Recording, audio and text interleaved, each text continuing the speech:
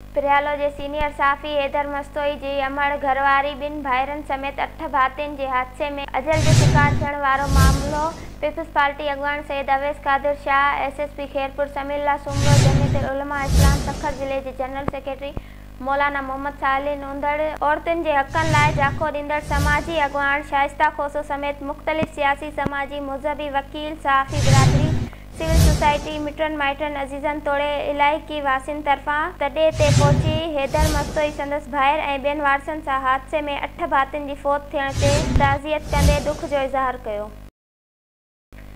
पिरियालो थाणे जी हद कचे वारे इलाइक़े में ॻोठ हाजी गुलाम हुसैन कुंदड़ जे रवासी ज़मींदार गुलाम नबी कुंदड़ ऐं पुट असदुल्ला कुंदड़ जी 3 जरेब केलनि जो फ़सुल कटे केलनि जे फ़सुल ते लॻल 15 हॉर्स पावर सोलर मोटर खे भाउ ॾेई ज़मींदार लाइ चिठी छॾे फ़रार थी विया। हथियारबंदनि पारां छॾियल चिठी में पंहिंजा नाला हमज़ा अलोर, हलीम अलोर ऐं ॿियनि जा लिखियल आहिनि। हथियारबंदनि जी कार्रवाई बाद राति जो देर सां कुंदड़ बिरादरी जे चङे माण्हुनि पिरियालो थाणे आॾो एहतिजाजी मुज़ाहिरो कंदे जवाबदारनि जी गिरफ़्तारी लाइ धरणो हणी वेही रहिया।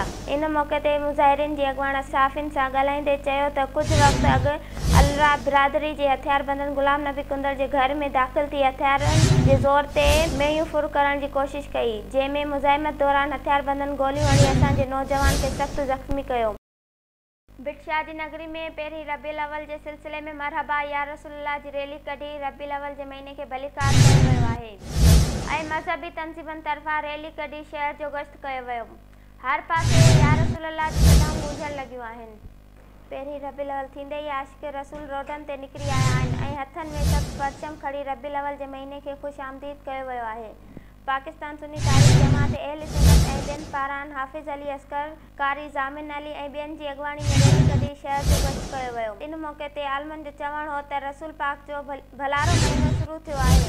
नबी करीम ते असांजी जान बि क़ुर्बान आहे। 12 रबीउल अव्वल मरहबा या रसूलुल्लाह जे हवाले सां तयारियूं शुरू कयूं वियूं आहिनि। घरनि, इबादतगाहनि ऐं कारोबारी मर्कज़नि ते चिरागा करे सिंगारियो वेंदो। जश्न आमद रसूल जी रैली अल-मदीना बेकरी खां गनबोरा चौक ताईं कढी वई ऐं वॾे अंग में अशकान रसूल पारां रैली में शिरकत कई वई।